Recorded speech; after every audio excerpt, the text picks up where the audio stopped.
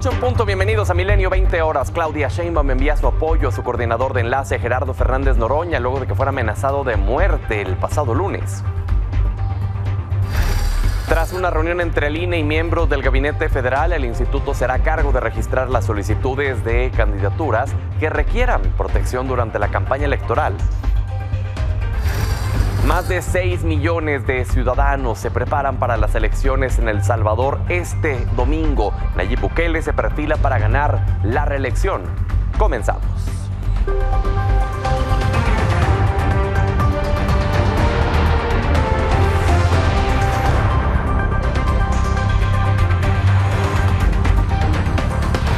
Gracias por brindarnos el honor de su sintonía. Vamos con la información en este viernes 2 de febrero.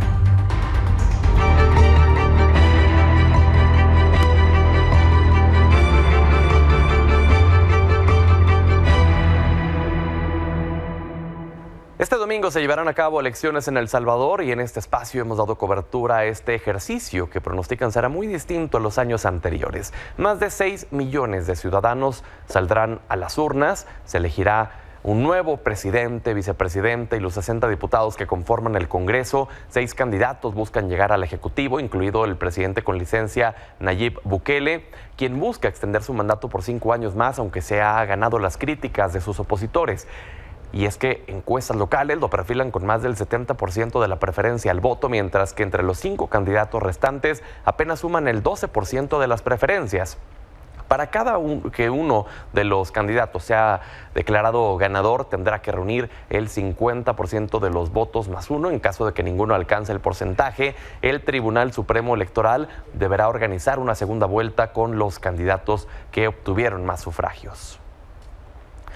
Vamos con mi compañero Gaspar Vela, quien está justamente en El Salvador con los detalles previos a esta elección. Gaspar, cuéntanos cómo está el ambiente a un par de días de que se lleve a cabo esta elección. ¿Cómo estás, Pedro? Muy buenas noches aquí en San Salvador, El Salvador. Ya está todo listo precisamente para que se lleve a cabo estas elecciones generales el próximo domingo. Tú lo destacabas, están inscritos en este Registro Nacional Electoral de El Salvador 6.2 millones de personas, de las cuales 714,000 radican en el extranjero, principalmente en los Estados Unidos, y todos ellos podrán votar el próximo domingo. Aunque a lo largo del día, Pedro, hemos visto a muchos salvadoreños que radican en el exterior, en Canadá, en Estados Unidos, que han venido aquí a San Salvador precisamente para presenciar la jornada electoral del próximo domingo. Nayib Bukele encabeza todas las encuestas, la más conservadora le da un 70.9% de las preferencias electorales. Ya lo destacabas también, Pedro, su más cercano perseguidor, Manuel Flores, del partido izquierdista Frente Farabundo Martí para la Liberación Nacional, alcanza apenas un 3% de acuerdo a la mayoría de las encuestas, así como Joel Sánchez del partido Arena, el partido de derecha, con cerca de un 2.5, 2.7 en la mayoría de las encuestas. Hay que recordar que estos dos partidos políticos gobernaron El Salvador de 1989 a 2019, hasta que en ese año ganó las elecciones Nayib Bukele. Por cierto, el presidente con licencia, su principal bandera es este combate a las maras, a estos grupos delictivos, mediante el estado de excepción que aplica aquí en El Salvador desde el 27 de marzo de 2022, mediante el cual pues se hacen detenciones sin orden judicial, también intervención de telecomunicaciones, endurecimiento también de penas o sentencias en contra de presuntos integrantes de pandillas. Esta medida, este régimen de excepción, pues ha permitido hasta este momento aquí en El Salvador que el 2023 se haya registrado como el año más seguro en toda la historia. Ha bajado la tasa de homicidios. En el 2015 era una tasa de homicidios de 106 por cada 100,000 habitantes. Hoy aquí en El Salvador es de 2.4 homicidios diarios por cada 100,000 habitantes. El año pasado se concretaron tan solo 154 homicidios en todo El Salvador, y este régimen de excepción desde su aplicación en marzo de 2022 pues ha permitido la detención de más de 75,000 presuntos integrantes de maras o pandillas, de los cuales hasta el momento pues 7,000 han sido liberados. Aquí nos encontramos en el centro histórico de San Salvador, donde nos dicen, pues se prepara el escenario ya para el próximo domingo, donde festejaría o donde daría un mensaje Nayib Bukele. Muy bien, después, Gaspar. De que se den a conocer las primeras tendencias. Muy bien, estaremos al pendiente y gracias. Buenas noches. Con todo gusto, Pedro. Hasta luego. Tengo el gusto de saludar también desde El Salvador a Cristian Guevara. Él es diputado de Nuevas Ideas allá en El Salvador. Es un personaje político muy afín al presidente con licencia, Nayib Bukele. Gracias, Cristian, por su valioso tiempo. Hola Pedro, ¿qué tal? Un saludo al pueblo mexicano al que le tengo muchísimo cariño. Comenzando con ese tema justamente, Cristian, desde su calidad como político en El Salvador, con todos los señalamientos a los que se han enfrentado, ¿qué le diría el pueblo de México? ¿Por qué el pueblo de México tendría que estar atento a lo que sucede con la política de El Salvador? Mira, nosotros, Pedro, somos muy respetuosos con el tema de una posible injerencia en otros países. Nosotros hemos sufrido tanto la injerencia. Bueno, ayer incluso hubo un ataque del Partido Demócrata hacia las elecciones, hacia el presidente Nayib Bukele. Entonces a mí no me gustaría, digamos, que vaya a sentir el pueblo mexicano que estoy haciendo algún tipo de injerencia, pero lo que yo les puedo decir es lo que yo estoy seguro que el pueblo mexicano quiere, que se respeten los derechos humanos de los buenos mexicanos y que pongan tras las rejas a los malos mexicanos, que son apenas unos pocos, pero que tienen, pues, que hacen mucho daño y crean mucho dolor en la sociedad mexicana. Yo creo que en Latinoamérica, la gran epidemia de Latinoamérica es la violencia.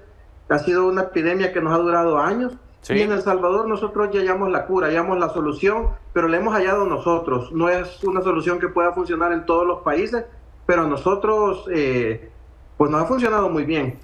Cristian, me llamó la atención una publicación que subió usted hace 6 horas en sus redes sociales, en donde dice: un diputado de Nuevas Ideas que perdamos es un diputado de las pandillas que entra. ¿Cómo así?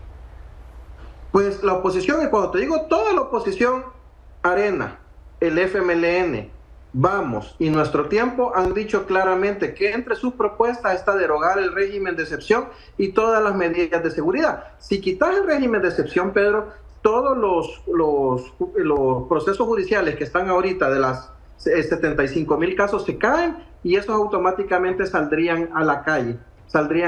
Entonces, ¿qué es lo que van a pasar? Van a salir a matar a los que los denunciaron, a los vecinos a todos los salvadoreños que se han pronunciado.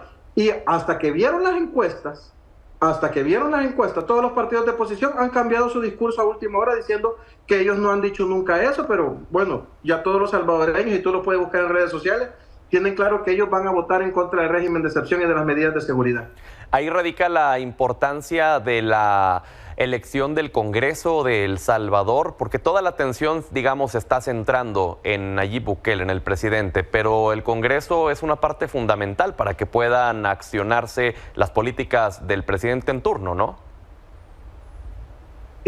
Mira, no creas que es tanto así, o sea, ya la oposición da por perdida la presidencia. Tú has dicho las cifras, es decir, y todas las encuestas, la gran mayoría son encuestas de la oposición, de entidades que han atacado al presidente Nayib Bukele, y le dan entre un 70 y 80% de aprobación contra un 3% máximo del segundo candidato, que sería Manuel Flores, con un 3%, o sea, es una diferencia abismal. Ellos están metiéndole muchísimo a tratar de ganar los suficientes escaños en el Congreso para no darle la gobernabilidad y hacerle inviable el segundo periodo del presidente Nayib Bukele. Ellos lo tienen clarísimo y buena parte de la apuesta es tratar de lograr algo en el Congreso.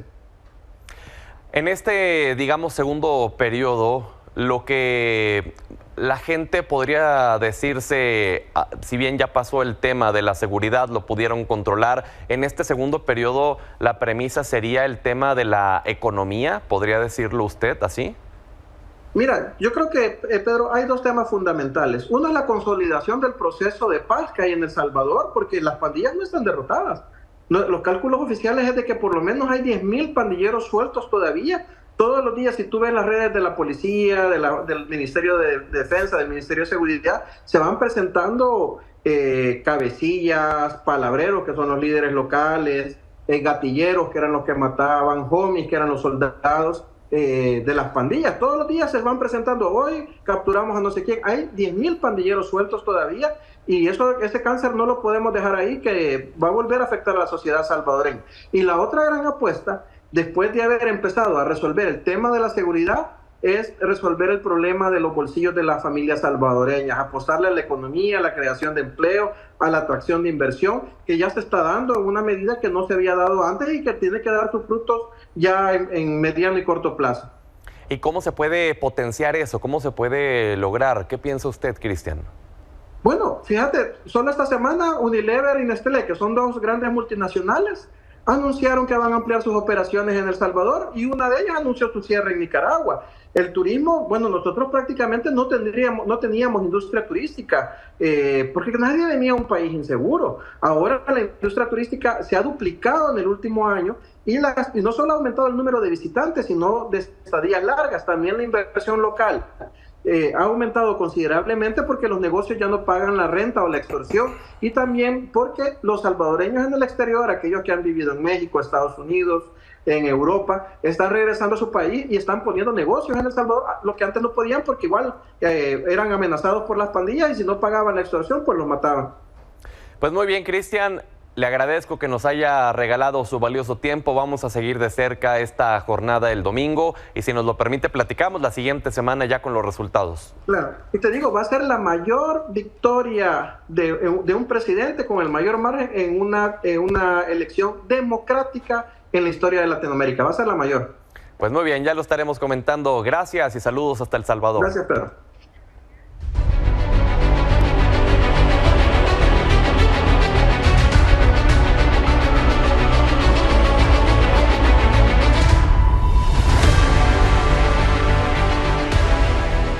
Ahora vamos a la política en México, y es que Morena publicó el resto de sus candidaturas para el Senado correspondientes a 8 estados. Por la Ciudad de México destacan el exsecretario de Seguridad capitalino Omar García Harfuch y la exfiscal Ernestina Godoy, quien, recordemos, tras no ser ratificada, fue invitada por el líder Mario Delgado para participar en la contienda. Por Guerrero, la fórmula es encabezada por Beatriz Mójica y Félix Salgado Macedonio. En Durango será el petista Gonzalo Yáñez y la senadora Margarita Valdés. En el caso de Aguascalientes aparecen Nora Rubalcaba y Daniel Gutiérrez Castorena. En Morelos está Víctor Mercado y Juanita Guerra. En San Luis Potosí destacan Rita Rodríguez e Ignacio Segura. Por Sinaloa repetirá la senadora Imelda Castro y Enrique Insunza. Mientras que en Tlaxcala, la primera fórmula es presidida por José Antonio Álvarez Lima y Ana Lilia Rivera. Hablando de Morena, hoy Claudia Sheinbaum continuó su gira por el país. Lo hizo en San Luis Potosí, donde se reunió con estructuras del partido y aliados. Aprovechó para mandar su apoyo y solidaridad con Gerardo Fernández Noroña, su coordinador de enlace, luego de que denunciara que había sido amenazado de muerte. Y es que fue el pasado 29 de enero cuando Noroña informó a través de su canal de YouTube que recibió mensajes en los que le dan un plazo de 30 días para abandonar la vida política y el país, y en caso de no hacerlo, dañarían su integridad física. Y en su segundo día de actividades en Nueva York, Xóchitl Gálvez, la aspirante presidencial de la coalición Fuerza y Corazón por México, se reunió con organizaciones sociales, empresariales y emprendedores mexicanos, donde descalificó la estrategia de seguridad del gobierno federal, que ha causado estragos a las familias mexicanas. Mientras tanto, un grupo de mexicanos identificados con Morena protestaron en contra de la visita de Gálvez, lo que obligó a la policía de Nueva York a desplazarlos del inmueble. La candidata aseguró que el miedo de los manifestantes se debe a que perderán la presidencia. Y hablando de candidaturas, hoy la consejera presidenta Guadalupe Tadei se reunió con miembros del Gabinete Federal para la presentación del plan de seguridad para las candidatas y candidatos en el próximo proceso electoral. Tadei informó que se acordaron 4 puntos, entre ellos que el INE será a cargo de registrar las solicitudes de candidaturas que requieran protección en campaña, y será la Secretaría de Seguridad la que determine el tipo de acompañamiento dependiendo el nivel de incidencia delictiva en la zona. También dijo se informará a los partidos sobre el protocolo y disposición de servicio. Cambiamos de información luego de que la Corte defendió el voto de calidad del ministro Alberto Pérez Dayán para otorgar el primer amparo contra la ley de la industria eléctrica. Hoy el presidente López Obrador dijo que esto demuestra que no tienen remedio. Insistió que es necesario renovar dicho poder porque ahí predomina la corrupción. Además, el mandatario compartió que el gobierno federal impugnará el fallo de la Corte al considerar que hubo irregularidades durante la votación.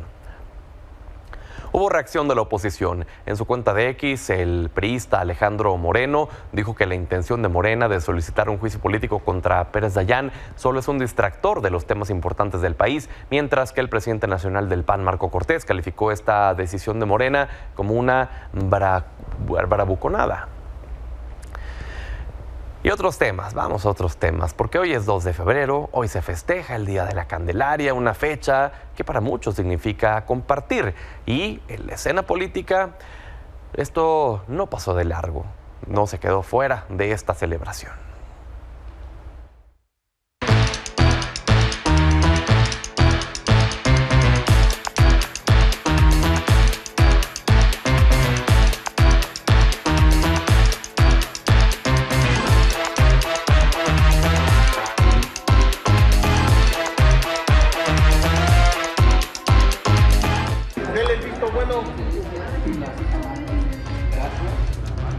Visto bueno, presidente, para saber. Ay. ¿Está bueno o no está bueno? Suculento. Sí.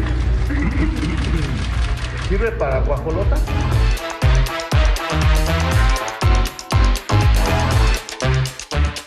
Para el INE aquí son 5,000 tamales. Aprovecho. Para que vean que sí pago. ¿Te va a gustar el tamal? Sí, ¿no? Me lo va a cobrar felipe. Otras me tocó niños del Oscar el día 6 de enero. Así que voy a repartir esas tortas tamales. Muchas gracias. ¿Eres compañero también? ¿También? Muy amable. Disculpe. No, muchas gracias. No, gracias a ustedes. Gracias.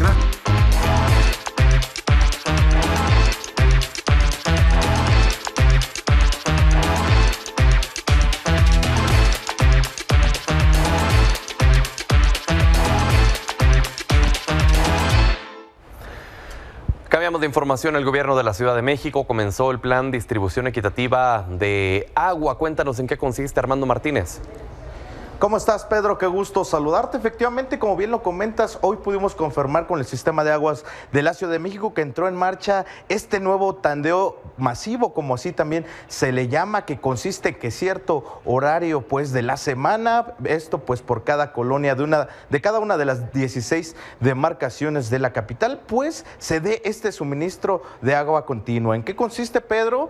Pues en que pues en cierto horario, como te mencionaba, cada persona podrá consultar precisamente en la página del sistema de aguas de la Ciudad de México y en un horario entre las 6 de la mañana y la 1 de la tarde, salvo pues colonias excepcionales, pues habrá este suministro de agua completamente. Esto pues ante la crisis que ha azotado a la Ciudad de México en el tema del agua, que es importante mencionar, pues ha dado mucho de qué hablar en los últimos días y ha generado pues incertidumbre en la población, y pues hemos ya consultado con diversas fuentes en el tema, desde el Poder Ejecutivo aquí en la Ciudad de México con el jefe de gobierno Martí Batres, quien dice que ya ha emprendido pues todo tipo de acciones en este sentido para mantener este suministro, hasta el Poder Legislativo, donde precisamente se busca que no haya falta de agua en la Ciudad de México. Así que, Pedro, pues a partir de ya está en marcha este programa de este suministro equitativo. Muy bien. Pues veremos cómo se desarrolla, Pedro. Muy bien, y ahí en la pantalla tenía usted el código QR y por supuesto se puede meter a milenio.com, ahí está la información completa para que pueda consultar la misma. Gracias, Armando. Seguimos pendientes, Pedro. Muy buenas noches. Buenas noches. Y siguiendo con la capital, luego de que el pasado miércoles una jueza federal frenó las corridas de toros en la Plaza México tras otorgar una suspensión provisional, hoy anunció la reapertura de sus espectáculos taurinos tras una resolución de un tribunal colegiado. Señalaron que esto confirma que la voluntad de unos cuantos no puede imponer a terceros, por lo que las siguientes corridas de toros se realizarán este domingo y lunes.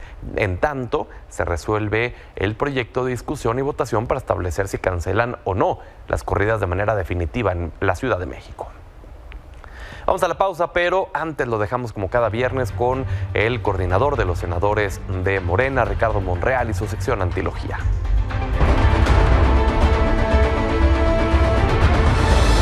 ¿Qué tal, Pedro? Buen 2 de febrero, Día de la Candelaria. Un saludo a todo tu auditorio. Esta semana se dio a conocer retomada, reciclada, una nota del 2006 en la que un testigo protegido inculpó a una serie de personas cercanas al presidente López Obrador de que habían entregado y recibido $2 millones de aportación a la campaña del 2006.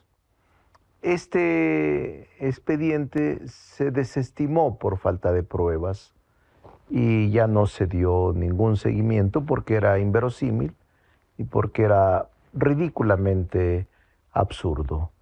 Esto, sin embargo, ahora se ha retomado para afectar al presidente, porque son tiempos electorales.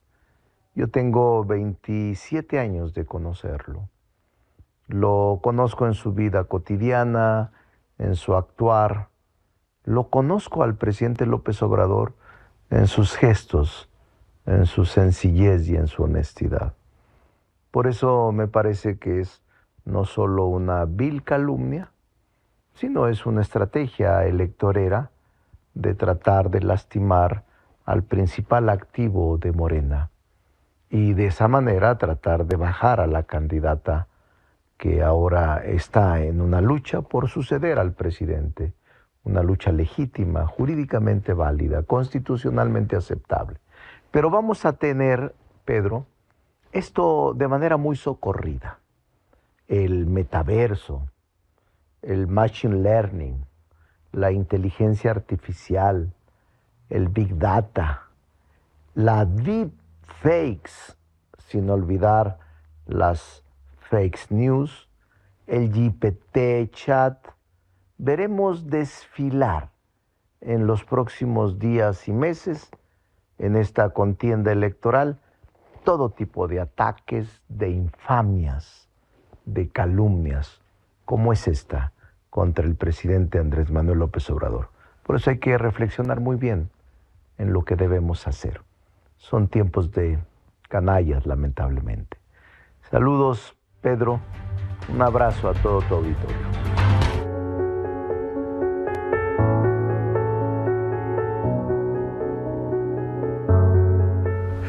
Le agradezco a Talia Iscán que esté con nosotros como cada viernes en Entre Fronteras. Talia, bienvenida. Gracias, Pedro. Buenas noches. Oye, que se ha ido actualizando, ¿no? Este conflicto entre Irán y Estados Unidos en las últimas horas. La verdad es que el conflicto, más bien los diferentes tipos de enfrentamientos entre Irán y Estados Unidos no es un fenómeno nuevo. Desde los años 50 hemos visto enfrentamientos de diferentes escalas a nivel político, diplomático, militar e incluso nuclear en diferentes ámbitos, ¿no? Entonces, justo la semana pasada, el fin pasado, hubo un ataque de drones sobre un base estadounidense en Jordania.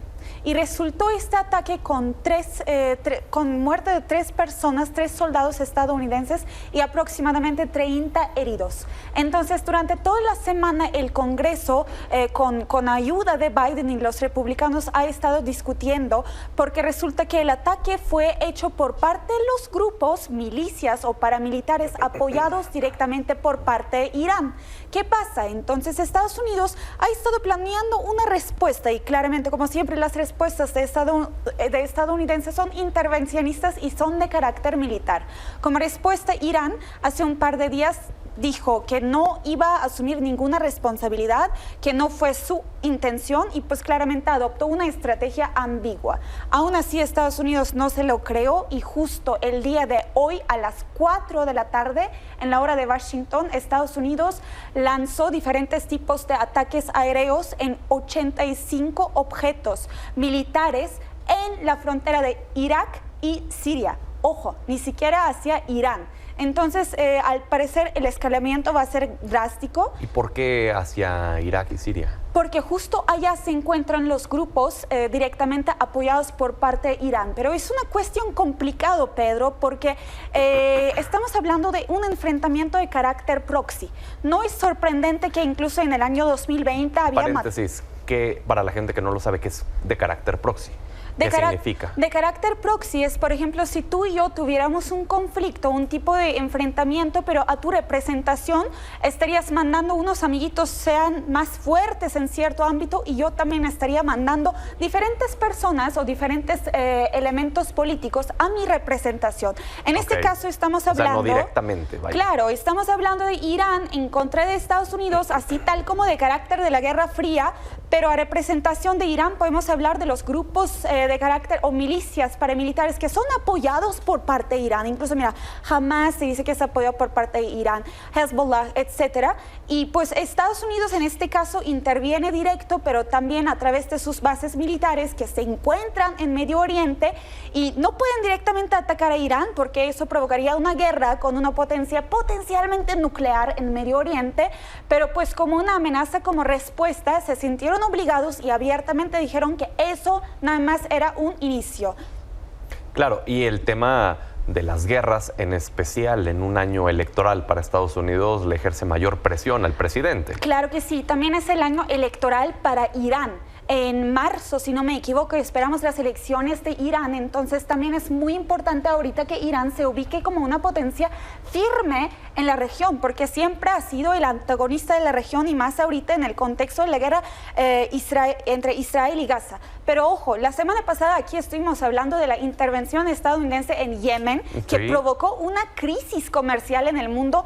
Hoy estamos hablando abiertamente de unos ataques de Estados Unidos en Irak y en Siria, pues claro, unas batallas que ya están como sufriendo una crisis humanitaria. Entonces, cada día estamos viendo mayor intervención de Estados Unidos en Medio Oriente, lo cual no es un fenómeno nuevo y yo creo que es una amenaza a nivel global que podría incluso impactar todas las relaciones diplomáticas, incluso los precios de petróleo ahorita y todas las dinámicas comerciales. Justo te iba a preguntar si estos ataques del día de hoy, pues, ¿crees que van a llegar a afectar la economía?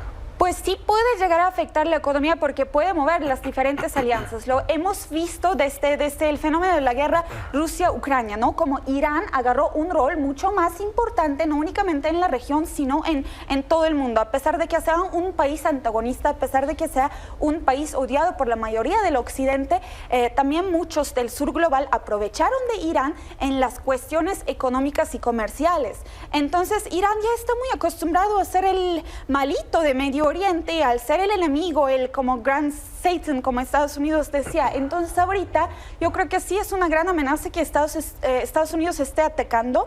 Sería un escalamiento que ataque a alguien directamente de fuerzas revolucionarias de Irán o que ataque al territorio de Irán. Eso sí sería un escalamiento, pero por el momento nada más estamos hablando de Irak y Siria, que cual también es una intervención hacia la soberanía de estos países que han sufrido por numerosos años ataques y una crisis humanitaria en Medio Oriente. Entonces, al parecer a Estados Unidos no le conviene la paz en la región. Pues, Talia, gracias como cada semana por estar con nosotros. Muchas gracias, Pedro. Te vemos el siguiente viernes. Claro.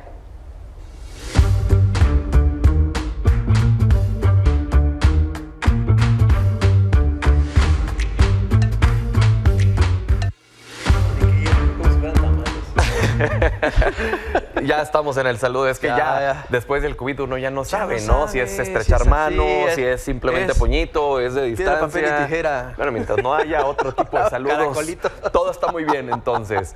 Oye, traes cartones y muy buenos. Cartones muy buenos, exactamente. Con la venia de Cartoon Movement y de Cartoon for Peace tenemos cartones sobre el problema que se suscitó en la Agencia de las Naciones Unidas para la Protección de Refugiados.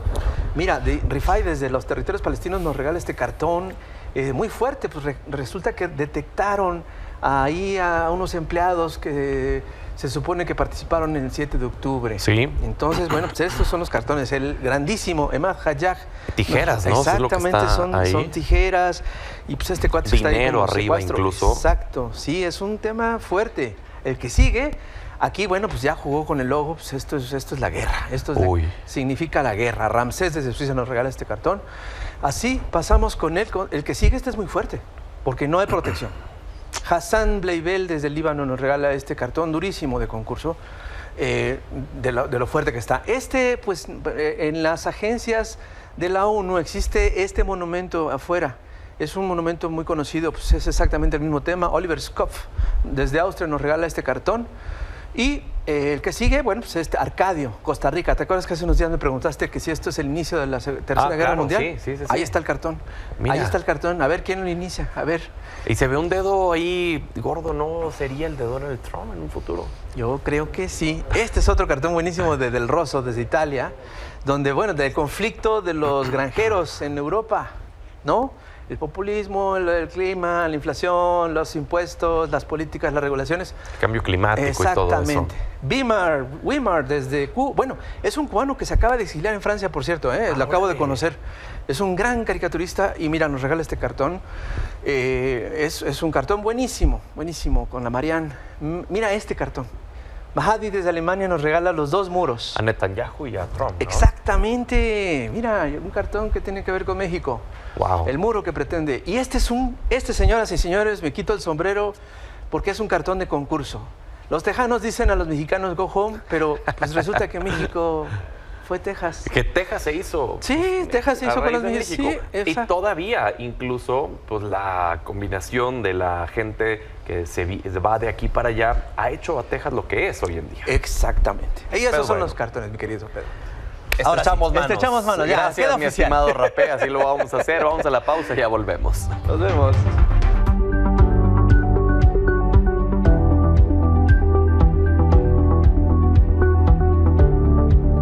Jesús Hernández, un gusto verte en este horario. Bienvenido. Pues mira, estrenando horario y temas aquí, como siempre, con Radiografía de Negocios. Oye, a ver, ¿por qué a la NFL le gustan los fans mexicanos? Pues le gustan, le encantan. Estamos a 9 días de que sea el día del Super Bowl.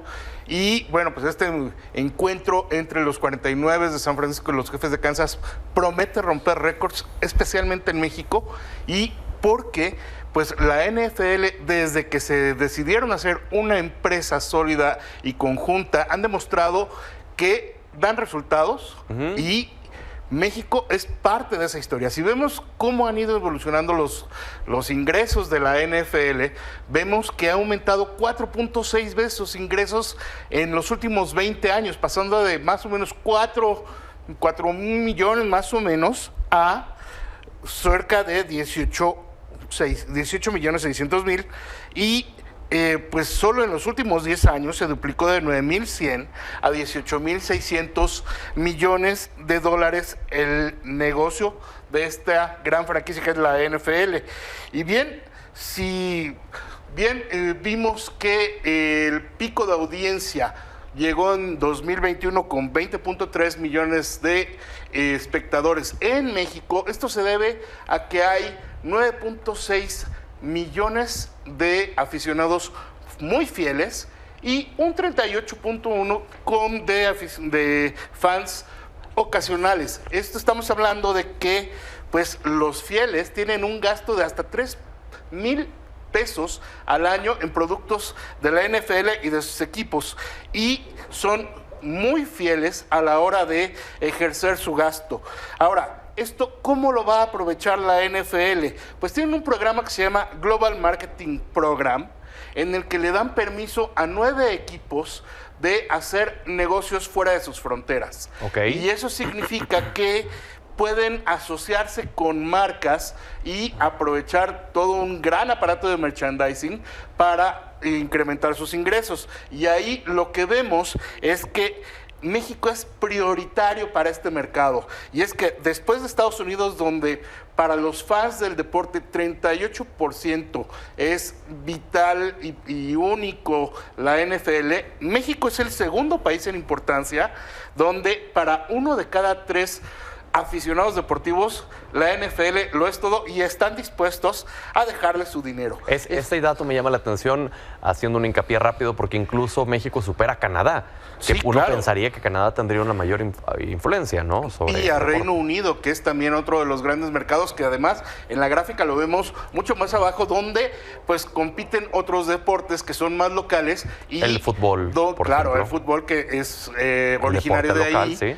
Y el polo y otros, mientras que en México, pues la gran competencia es el fútbol, soccer, pero el americano de lejos también es una gran afición. Y eso hace que hoy en día haya 20 marcas que están interesadas en hacer negocios con la NFL, en aprovechar los 48 millones de aficionados y en generar un mercado que hoy vale 1.670 millones de dólares y que está cerca de ser pues ya casi el 10% de esos 18.600 que en 2022 tuvo la NFL. Así Pues es muy que bien. un gran pastel para la NFL. Sin duda alguna, gracias Jesús. Gracias como siempre a ti y al auditorio.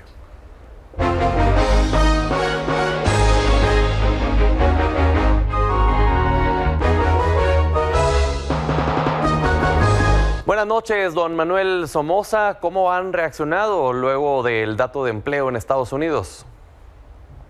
Pedro, muy buenas noches. Bueno, el dato del empleo en Estados Unidos sorprendió. Se crearon 353,000 nuevos empleos en enero, cuando se esperaban 180,000. Y esto tiene que verse bajo distintos ángulos. En primer lugar, quiere decir que la economía norteamericana está creciendo satisfactoriamente y que el mercado laboral está muy robusto. Sin embargo, un dato como este también implica que la Reserva Federal seguramente va a mantener las tasas altas durante un periodo de tiempo más largo que el previamente estimado. Según mis cuentas, yo creo que la tasa de interés en Estados Unidos no va a bajar antes del mes de junio. Los mercados pedían que bajaran en el mes de marzo, luego en el mes de mayo. Mi impresión es que se van a ir hasta junio. Hoy los mercados además tomaron el dato del empleo bastante bien. El Dow Jones subió 0.35, Nasdaq 1.74, el S&P 1.07, el índice de precios de la bolsa 0.63. El peso mexicano estuvo muy volátil, abrió en 17.04, se fue hasta 17.18, finalmente cerró en 17.12. ¿Qué quiere decir todo esto? Bueno, que la economía norteamericana está creciendo bien, ¿sí? Y además lo está haciendo sin presionar la inflación. Y esta es una buena noticia. Probablemente vayan a lograr lo que no se ha logrado más que una vez en 100 años, que con tasas que en un combate frontal ante la inflación no se tenga una recesión en la economía norteamericana. O sea que yo creo que son datos muy positivos, mi querido Pedro. Claro que al final del día eso es lo que se trata de evitar a toda costa, ¿no? Que al estadounidense y a los mercados y a los inversionistas es la prioridad, que no haya una recesión. Por supuesto.